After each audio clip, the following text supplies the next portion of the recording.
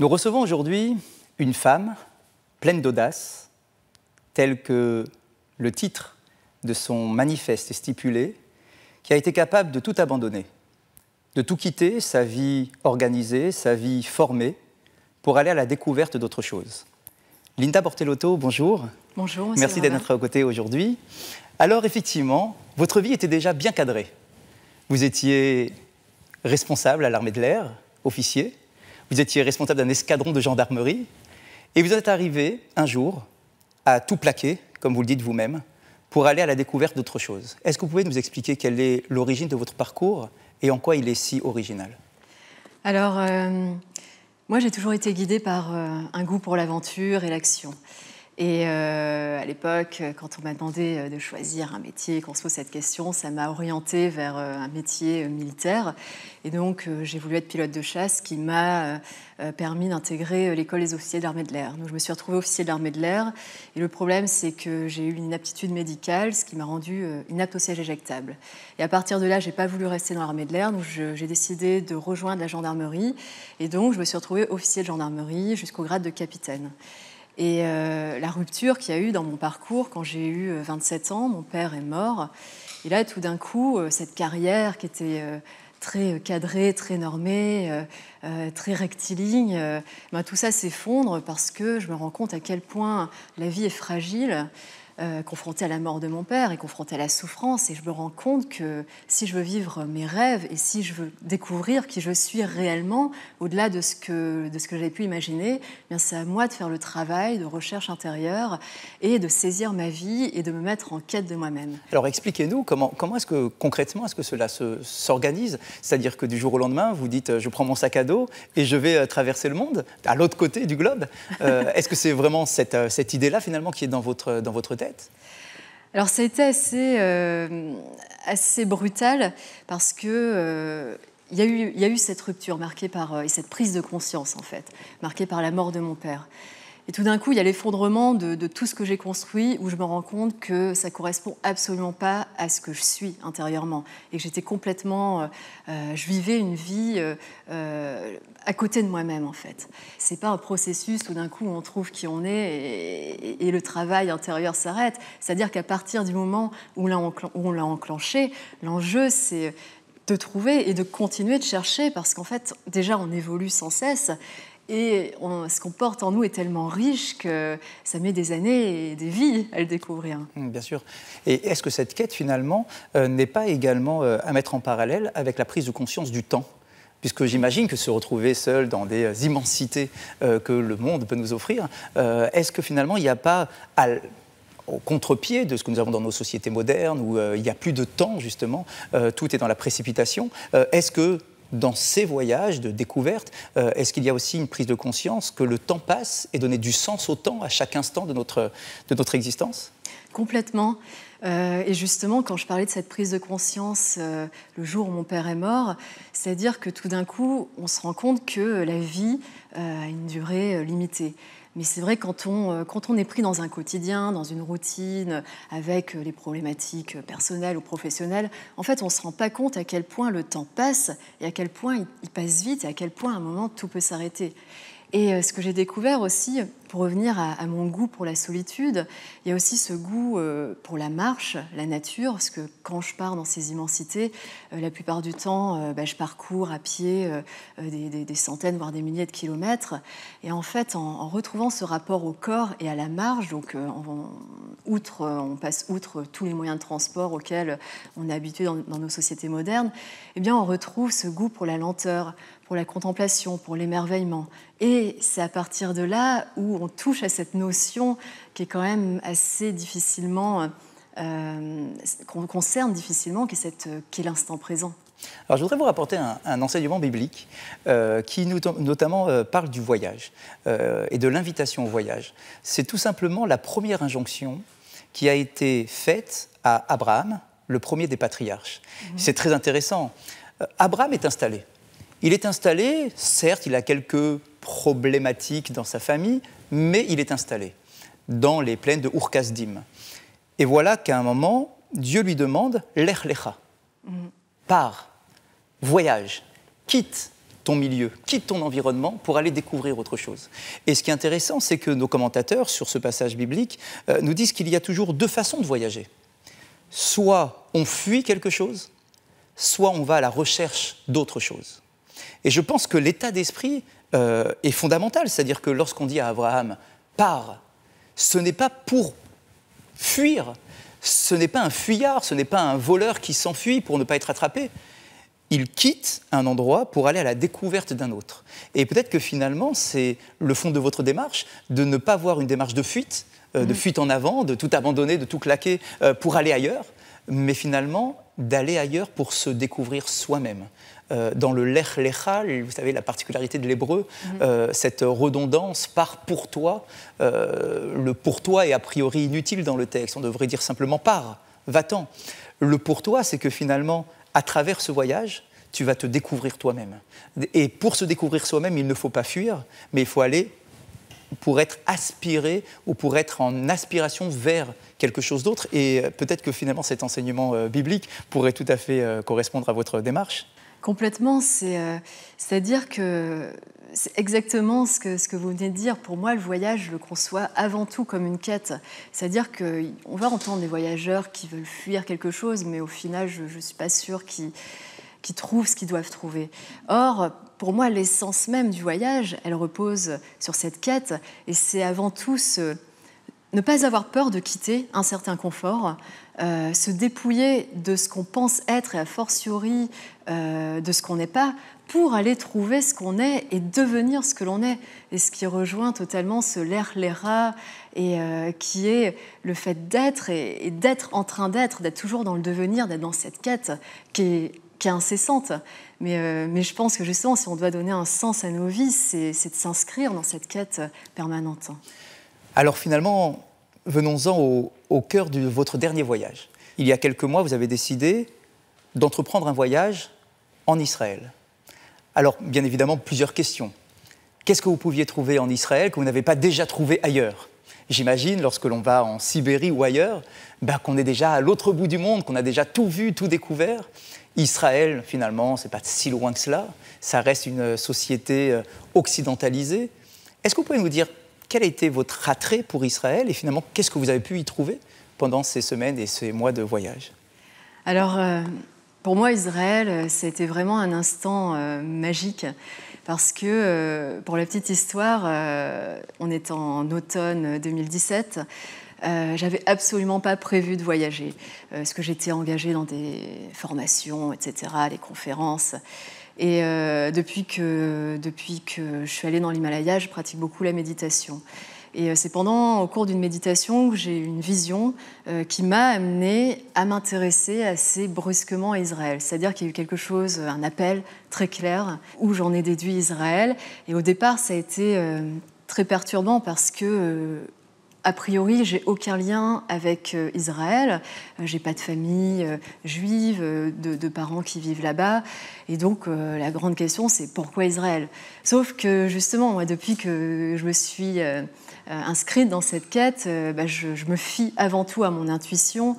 Et là, c'était plus qu'une intuition, parce que c'était une vision et une évidence. Et en fait, j'ai décidé d'arrêter tout ce que je faisais pour me consacrer à ce projet.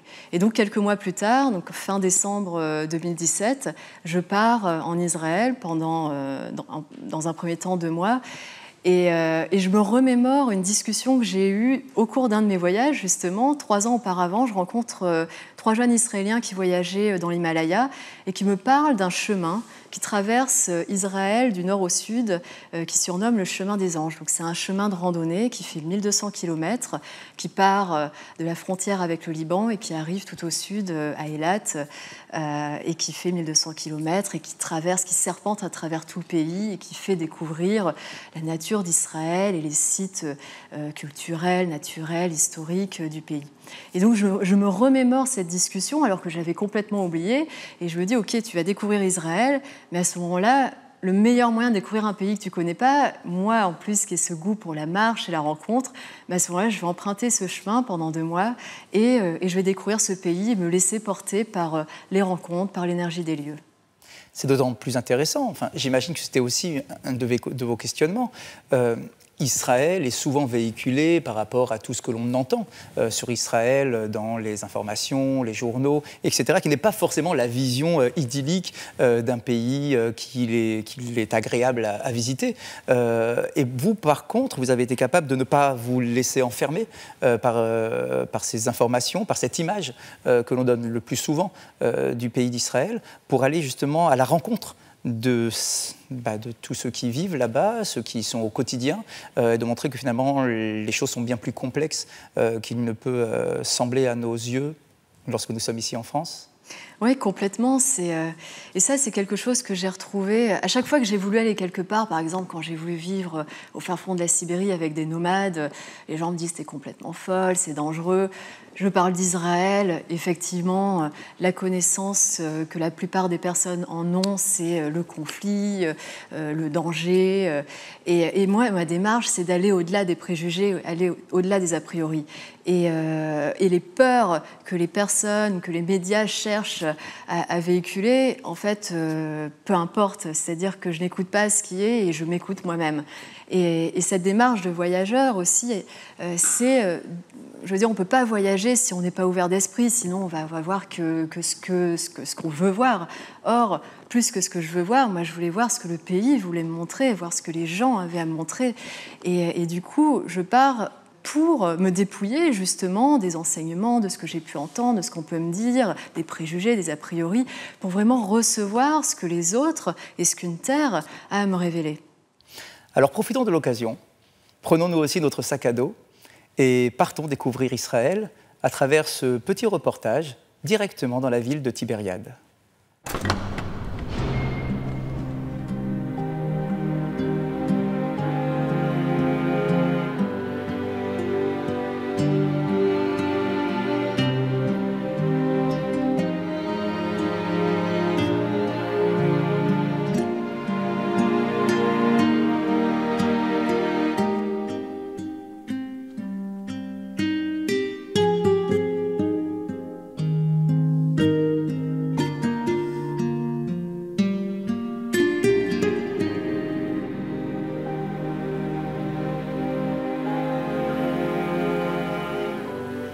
Nous sommes dans le nord d'Israël, en Galilée, à quelques centaines de mètres de la ville de Tibériade.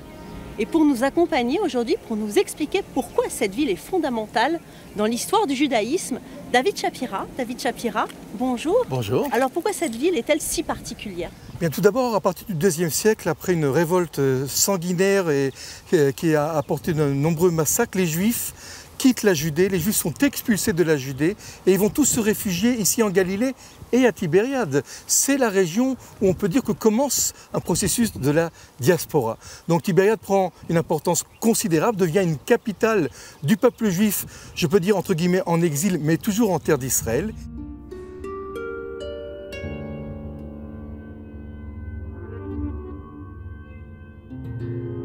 Et à partir du IVe siècle, ici siège le Sanhédrin, composé de 71 sages, et qui prennent des décisions pour tout le peuple juif. De plus, avec le Sanhédrin, on scelle, on rédige ici le Talmud de Jérusalem, une création littéraire extrêmement importante, une œuvre fondamentale, puisqu'on sait qu'il y a deux Talmuds, celui de Jérusalem qui est écrit à Tibériade et celui de Babylone qui est écrit en Babylonie. Enfin, au Xe siècle, dans les années 900, toute une génération de sages qu'on appelle les sages de la Massora, de la tradition, vont ponctuer toute la Bible et vont séparer les phrases et les paragraphes. Grâce à cette œuvre-là qui est monumentale, nous sommes aujourd'hui capables de lire correctement la Bible, de la comprendre, de savoir où une phrase se finit, où un paragraphe se finit, et de savoir quand nous allons à la ligne, quand nous commençons une nouvelle histoire. D'ailleurs, ici, a été rédigée la plus ancienne version de la Bible que nous connaissons, à Tibériade, qu'on appelle le Codex d'Alep.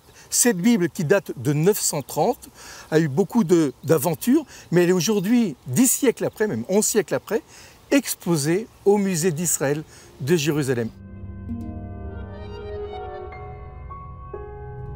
La boucle est bouclée. De Tibériade commence l'aventure biblique et l'aventure talmudique. Alors David, partons ensemble à la découverte de cette région de cette ville, berceau de la spiritualité.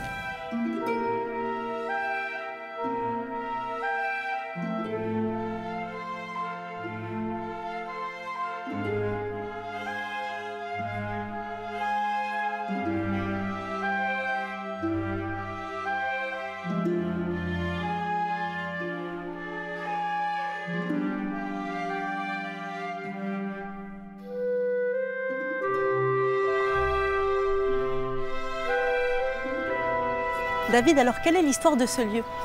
C'est d'abord un lieu exceptionnel, c'est un lieu où viennent les personnes du monde entier. Nous sommes à Hamat. À Hamat, qui est en fait l'ancien Tibériade, l'ancien endroit où la ville s'est installée. Là où se trouve le centre spirituel, la synagogue. Ce lieu est un lieu unique qui a été dévoilé dans les années 60, fouillé, et nous allons maintenant arriver dans une synagogue qui est exceptionnelle. Alors justement, vous dites exceptionnelle, vous dites unique, pourquoi?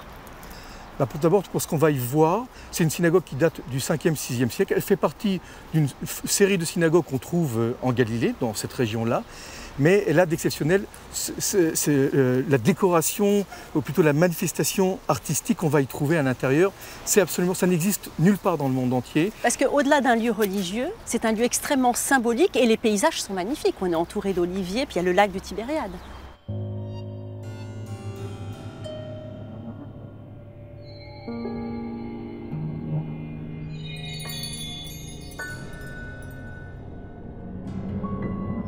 Absolument. Alors le lac nous sert évidemment comme point d'eau. Qui dit eau dit la vie. Et nous sommes dans un endroit où il y a ici 17 sources différentes qui sortent des entrailles de la terre. Et c'est ici aussi un centre de soins. On vient de tout Israël, on vient du monde entier. Et jusqu'à aujourd'hui, dans ce qu'on appelle les bains chauds de Tibériade, pour s'immerger, pour se baigner, parce que c'est bon pour la peau, c'est bon pour la santé. Alors un lieu religieux, un lieu de soins, mais aussi un lieu de vacances, énormément. Absolument, puisque le lac de Tibériade est un atout majeur. Et vous avez tout autour du lac énormément d'hôtels qui fonctionnent et qui accueillent ici les touristes. Donc un lieu à venir voir et à ne pas rater lorsqu'on visite Israël. Donc cette synagogue, elle est spéciale, vous m'en avez parlé tout à l'heure, parce qu'elle a été construite avec des pierres qui ont été ramenées, et que cette synagogue, on n'en construira plus jamais une autre comme celle-là. Absolument. Il y a énormément de synagogues à Tibériade qui sont toutes très connues. Mais si on voulait aujourd'hui essayer de cataloguer les synagogues, on le ferait par époque. On sait que le synagogue remplace le temple lorsqu'il est détruit en 70 de notre ère.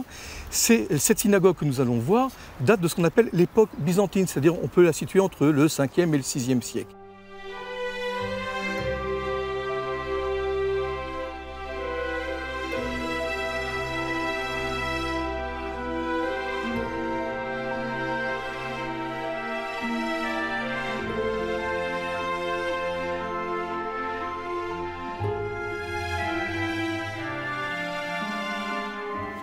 Alors impressionnante, hein, cette synagogue, et surtout cette mosaïque, David. C'est un lieu exceptionnel, d'une richesse historique absolument incroyable, d'un faste merveilleux. Et là, nous sommes en pleine richesse artistique aussi, en pleine manifestation d'art. Alors avec des pierres de couleur incroyable.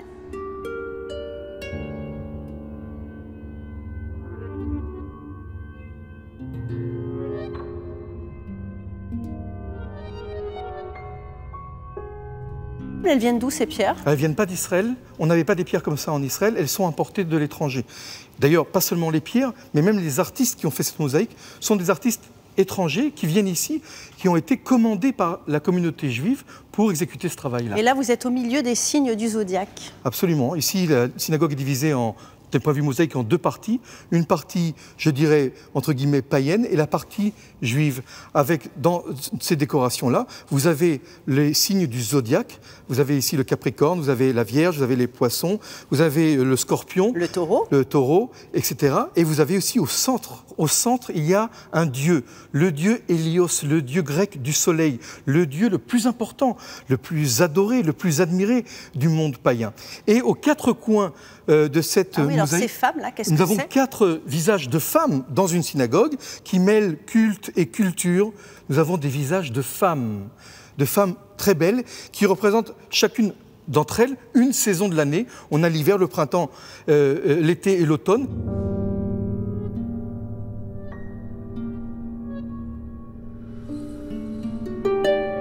parce que nous sommes ici un peuple d'agriculteurs. Les fêtes juives sont aussi fixées par rapport aux saisons agricoles. Une fresque admirable, d'un style tout à fait particulier, dans un lieu de culte monothéiste. Oui, ça ressemble quand même beaucoup à des idoles, alors que c'est interdit normalement les idoles dans les synagogues. Alors c'est interdit, toute représentation est interdite, mais en plus représenter un dieu idolâtre, un dieu païen, c'est très surprenant. C'est d'ailleurs ce qui fait de cette synagogue un lieu exceptionnel. C'est pour cela qu'on vient du monde entier pour la voir. Pourquoi? Parce que comment imaginer dans un lieu de culte monothéiste de représenter un dieu, un grand dieu païen idolâtre? La réponse, en fait, la réponse est claire. À cette époque où cette mosaïque est créée, il n'y a plus d'idolâtrie, il n'y a plus de paganisme. Le monde païen n'existe plus. Il n'y a plus de tentation d'aller vers les lieux de culte païens, d'aller vers les dieux idolâtres. Quand l'idolâtrie a disparu, on n'en a plus peur, on n'a plus peur de représenter. Et maintenant, on est dans le domaine de l'art, de la représentation artistique. On n'a plus peur de représenter des dieux idolâtres à l'intérieur d'une synagogue parce que la représentation est belle à la vue. Elle est magnifique d'un point de vue artistique, mais en aucun cas, elle signifie une quelconque attirance envers un culte ou un dieu païen. On reste dans une synagogue. La preuve, d'ailleurs, c'est l'autre partie de cette mosaïque qui représente des signes juifs par excellence. Oui, qui est vraiment côte à côte. Alors on a deux ménorotes et au milieu. Alors nous avons deux ménorotes, c'est-à-dire des chandeliers à 7 branches qui représentent les chandeliers du temple.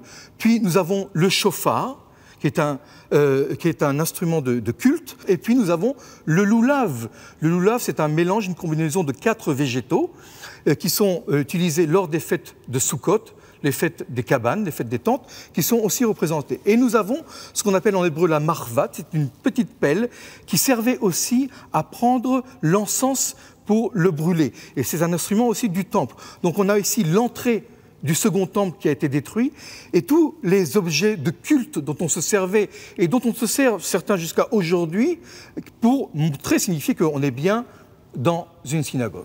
Donc Sukkot, Rosh Hashanah, les ménorotes, tout y est. Pratiquement tout y est. Nous avons aussi, derrière nous, nous avons aussi, si on se retourne, les 2 lions de Juda.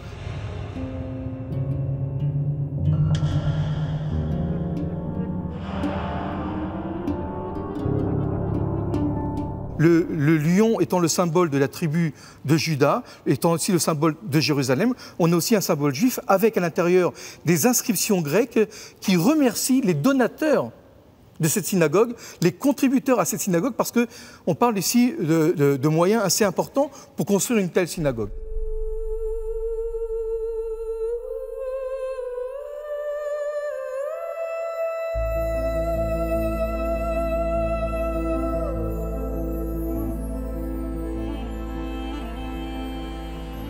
Nous nous trouvons au centre de Tibériade et vous allez nous parler de l'histoire de cette communauté juive qui avait complètement disparu au début du XVIIIe siècle, et il y a eu une renaissance. Oui, alors, en fait, à la fin du XIIIe siècle, dans cette région, la dynastie des Mamelouks, qui va chasser les croisés, détruit systématiquement toutes les grandes villes, y compris Tibériade et d'autres grandes villes. Il faudra attendre 5 siècles pour qu'une communauté juive réapparaisse dans une région qui est très importante, la Galilée. Or, il faudra attendre l'initiative d'un dirigeant absolument incroyable, un dirigeant musulman, qui appellera les Juifs à revenir ici au XVIIIe siècle, dans cette ville, et construire une muraille, la première muraille moderne de Tibériade. Nous arrivons à la synagogue de Chaim Aboulafia, un rabbin courageux dont vous allez nous raconter l'histoire. Absolument, c'est une histoire d'abord qui commence avec un percepteur d'impôts. Qu'est-ce qui se passe ici? Nous sommes en plein empire ottoman décadent, qui n'a plus les moyens de percevoir les impôts. Alors qu'est-ce qu'on fait? On nomme des autochtones, des percepteurs d'impôts.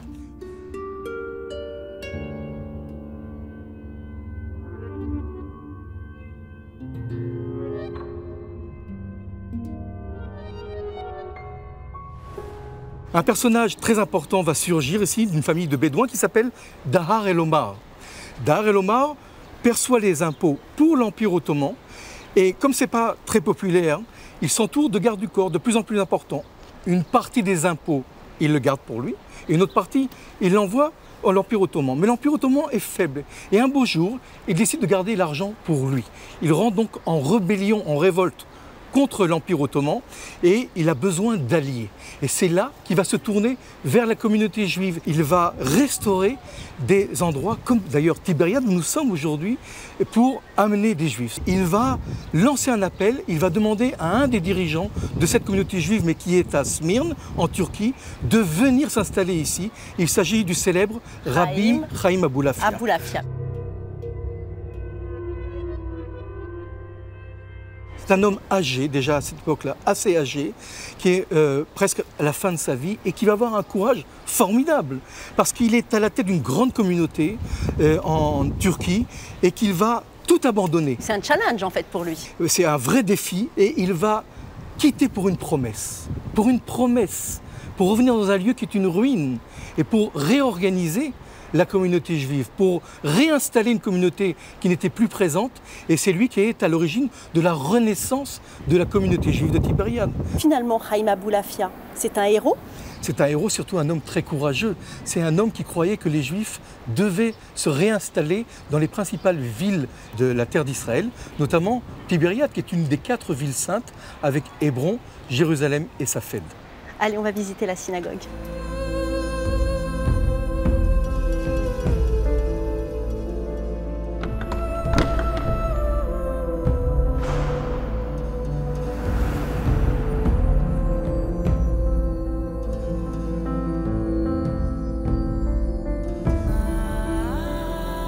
Une magnifique synagogue, riche en symboles. Alors expliquez-nous. Oui, c'est une très belle synagogue qui a été restaurée il y a une dizaine d'années, avec des ornements donc modernes, mais qui représentent les attributs des 12 tribus. Vous voyez la balance qui est attribuée à la tribu de Dan et le livre à Issachar.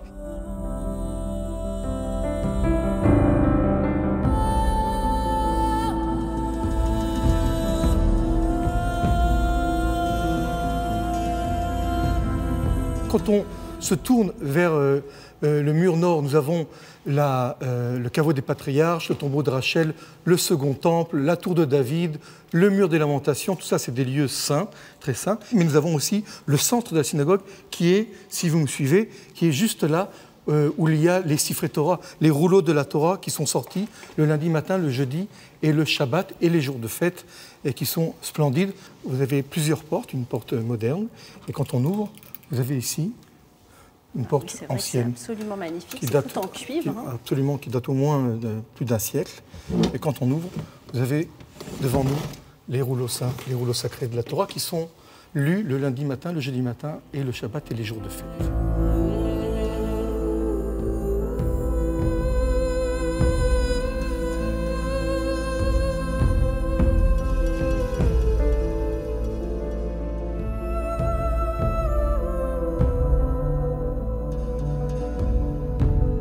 Shalom. Shalom. Bonjour Yossi Ben David. Shalom. David, voilà, je vous présente le maire de Tibériade qui est venu nous voir dans cette synagogue.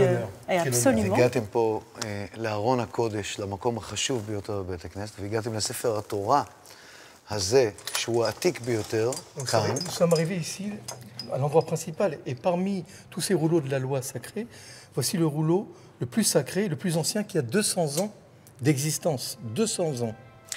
אז 200 שנים, ופותחים את ספר התורה, ומה כתוב פה? מה טובו עליך יעקב, משכנותיך ישראל. Tes tantes, Jacob, qu'elle est belle ta demeure Israël. On est juste tombé sur ce passage-là en ouvrant un livre qui a 200 ans, un livre saint de la Torah.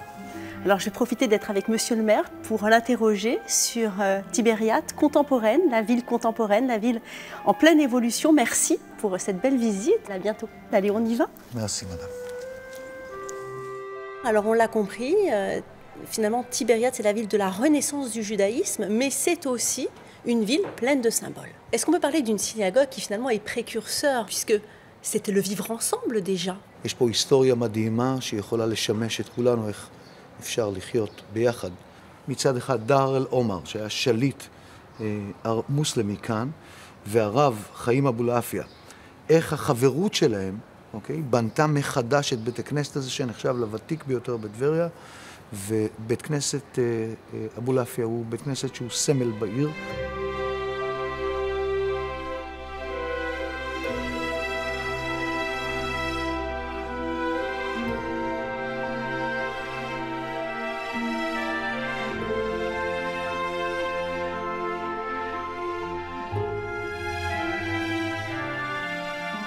Il y a cette procession tous les ans, les touristes du monde entier affluent. Racontez-nous.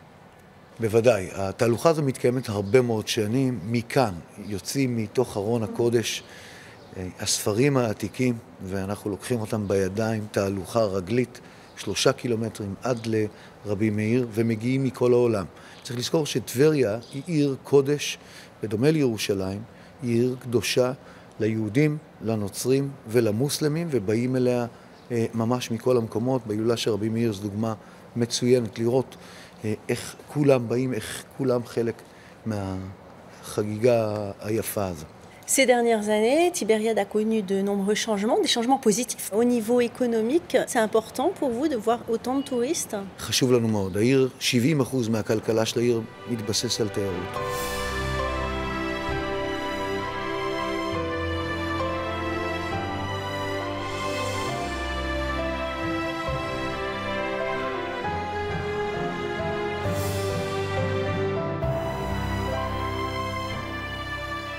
אזרחי צרפת שבאים למדינת ישראל, הקשר היפה הזה, והקשר היפה הזה בין אזרחי צרפת, בין צרפת לטבריה, לישראל, אנחנו היינו פה באירוע הנוראי של הבטקלן. באותו יום היינו אמורים לעשות ברחוב הגליל כחול לבן. כחול לבן זה הסמל של הדגל, של דגל ישראל. אני באותו יום שזה קרה, בשל הידידות עם יהדות צרפת, נתתי הנחיה לשנות ולהוסיף צבע אחד נוסף. את הרוז', את הצבע האדום, הטריקולור, ופה אצלנו ברחוב הגליל יש את הכחול, לבן, אדום, וזה היה ההזדהות שלנו עם מה שקרה בצרפת, ואני חושב שהקשר הזה הוא קשר מיוחד במינו, ואנחנו שמחים עליו. Merci, Yossi Ben David. Merci, madame.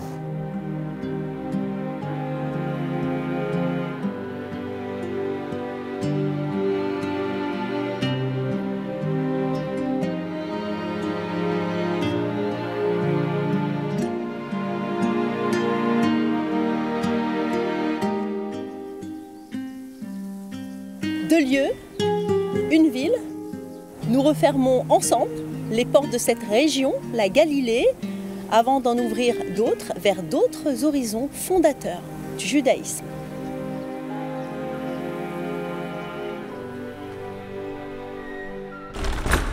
Linda, vous connaissez cette ville de Tibériade, vous avez pu la découvrir, vous avez eu cette occasion exceptionnelle, vous aussi. Est-ce que vous pouvez nous en dire quelques mots et ce que vous avez pu ressentir à travers ce reportage ? Alors, je trouve ça intéressant, c'est que moi, c'est quelque chose que j'ai appris quand je suis arrivée dans la ville de Tzfat, donc au nord du lac de Tibériade, où les kabbalistes m'expliquent qu'il y a 4 villes saintes qui sont associées à des éléments. Donc, Tzfat à l'air, Tibériade à l'eau, Jérusalem au feu et Hébron à la terre. Et donc, quand j'arrive à Tibériade, j'ai en tête cet élément qui est raccroché à cette ville et à ce site de façon plus générale, qui est l'eau. Et bien sûr, on arrive, il y a la ville de Tibériade, mais il y a surtout ce lac de Tibériade qui est d'une beauté inouïe. Et la première soirée où j'arrive, je décide d'installer ma tente au bord du lac, donc pas très loin de la ville de Tibériade. Et c'est juste que ce rapport à l'eau, en fait, il est flagrant quand on y va. Parce qu'en fait, c'est la sérénité. Et finalement, c'est à cet endroit-là, donc là, j'avais commencé ce chemin depuis à peu près une dizaine de jours, donc c'était tout récent, mon arrivée en Israël. Et c'est là où, en fait, j'ai pu voir des choses en moi que j'avais complètement oubliées. Donc, en fait, cette eau a été comme... Et le lac de Tibériade s'est révélé comme un véritable miroir de choses que j'avais enfouies en moi et que j'avais complètement oubliées, des choses du passé qui me sont revenues. Et c'était très fort. Et juste le lendemain matin, au bord du lac, quand on voit ce soleil se lever avec ses couleurs ocre, orangé, rouge, au-dessus du plateau du Golan et qui se reflète sur la mer, c'est inimaginable. C'est-à-dire qu'il faut le voir pour croire à une telle beauté. Très intéressant, vous parliez des 4 villes sacrées, des 4 villes saintes. Alors il faut savoir que cette appellation, en réalité, a été donnée au XVIIe siècle, à peu près à une époque où l'installation en Israël était plus que complexe, difficile pour chacun, et il y avait finalement 4 grandes communautés, 4 villes qui ont pu se développer Eh bien, ce sont justement ces 4 villes. Et c'est pour ça que nous les avons appelées les villes saintes, les villes sacrées, d'autant plus que les rabbins de l'époque s'étaient associés dans ces différentes villes pour essayer de soutenir l'installation de la communauté juive dans chacune de ces villes. Et c'est pour ça qu'on leur a donné cette appellation de ville sainte, de ville sacrée. Ça, c'est d'un point de vue historique, mais il y a bien évidemment, et vous l'avez rappelé vous-même, une approche spirituelle. Jérusalem, quand on compare Jérusalem au feu, c'est parce que c'est l'intensité. C'est l'intensité de la révélation divine, c'est le lieu du temple de Jérusalem, de la proximité. Le peuple d'Israël est comme dans l'intimité, c'est-à-dire dans la chambre à coucher de son créateur, de son père et de sa mère lorsqu'il pénètre à l'intérieur du temple de Jérusalem. C'est la symbolique du feu, effectivement, de cette intensité. La ville de Hebron, dont vous parliez également, est représentée par la terre. Pourquoi la terre ? Parce que les patriarches, avec leurs épouses, sont enterrés. Adam et Ève, dans la tradition juive, sont enterrés à Hebron. La terre, c'est la possession de la terre.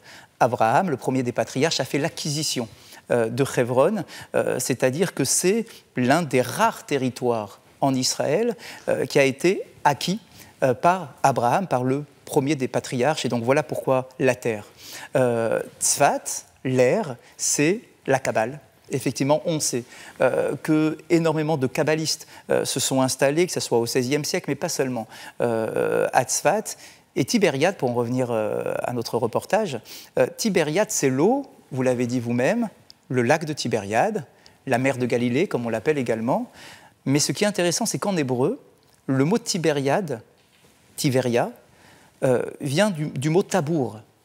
Tabour, c'est le nombril. C'est le nombril parce que finalement, c'est le centre du monde. C'est le centre de l'humanité et c'est le centre de l'individu. On peut se découvrir à travers la vie de Tibériade. L'eau, le premier élément de la vie, est celui avec lequel on peut effectivement se redécouvrir. Et peut-être que c'est à travers ce voyage-là à Tibériade que vous avez pu effectivement ressentir quelque chose d'assez particulier.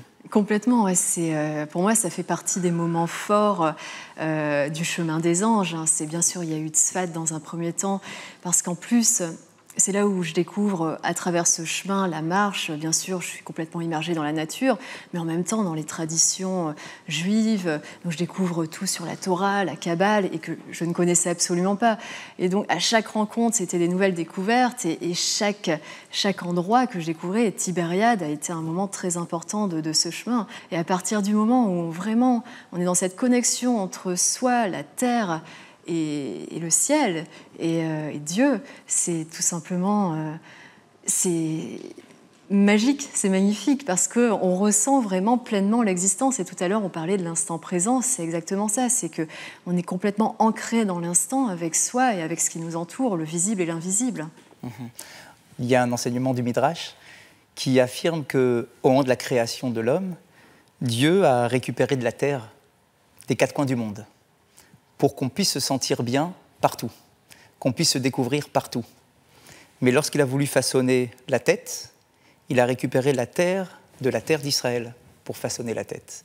Peut-être qu'à travers cet enseignement-là, on peut trouver justement qu'il y a cette particularité avec la terre d'Israël qui nous permet de ressentir quelque chose, une connexion avec la nature, mais à travers la nature finalement, avec notre Créateur.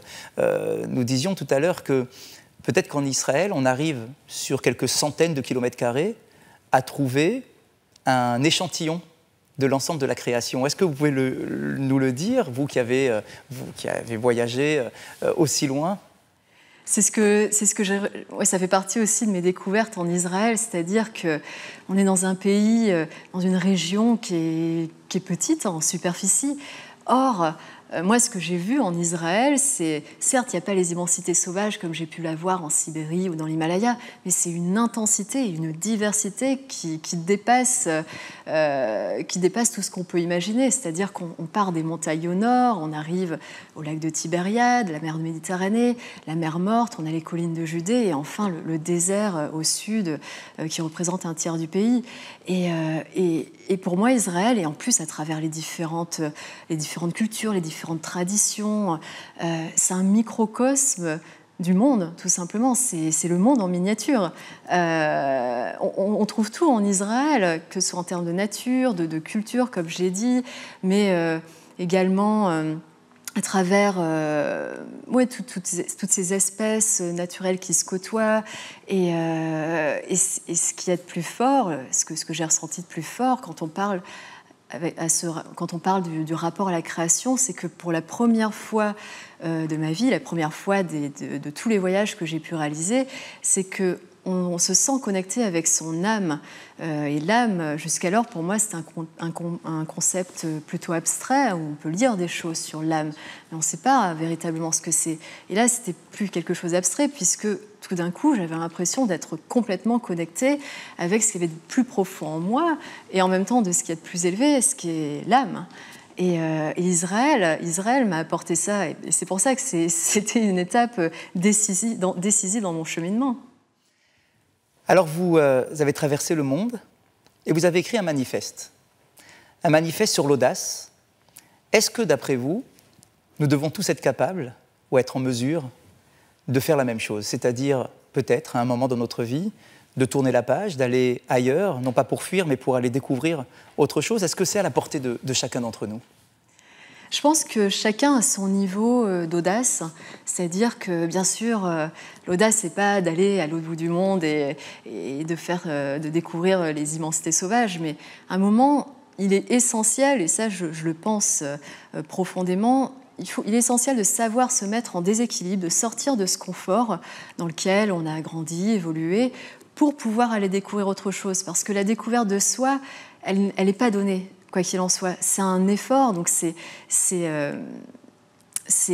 par la volonté, par la force de la volonté, qu'à un moment donné, on va pouvoir découvrir quelque chose sur soi. Et à ce moment-là, ça nécessite de dépasser ses peurs et de faire preuve d'audace pour aller découvrir quelque chose et pour devenir ce qu'on est censé devenir dans notre vie. Et après, est-ce que c'est donné à tout le monde? Je pense que tout le monde a les ressources en soi. Après, ça demande un travail plus ou moins important, c'est-à-dire en fonction de l'éducation qu'on a eue, en fonction des expériences de vie qu'on a, ça peut être plus ou moins difficile.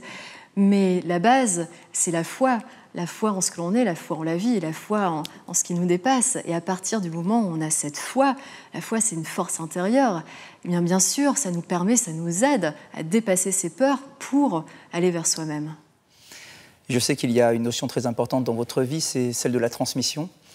La terre d'Israël est par définition une terre de transmission, une terre de passage, une terre où les maîtres, nos anciens maîtres, ont été capables de passer et de laisser une trace de leur passage à travers leurs enseignements, à travers leurs connaissances. Et c'est peut-être finalement cette invitation-là qui est la plus belle. Je ne sais pas quels seront vos autres voyages, mais en tout cas, que vous puissiez toujours avoir cette approche de transmission, de goût et d'amour pour la nature, parce qu'à travers la nature, finalement, on apprend à découvrir l'autre, et à travers l'autre, j'apprends à découvrir la main de Dieu, qui est à l'origine de la création, de tout ce qui nous entoure. En tout cas, merci beaucoup pour vos réponses, et j'espère que nos téléspectateurs seront inspirés par cette invitation au voyage, que ça soit bien évidemment à travers le monde, et peut-être tout particulièrement sur la terre d'Israël. Merci beaucoup. Merci.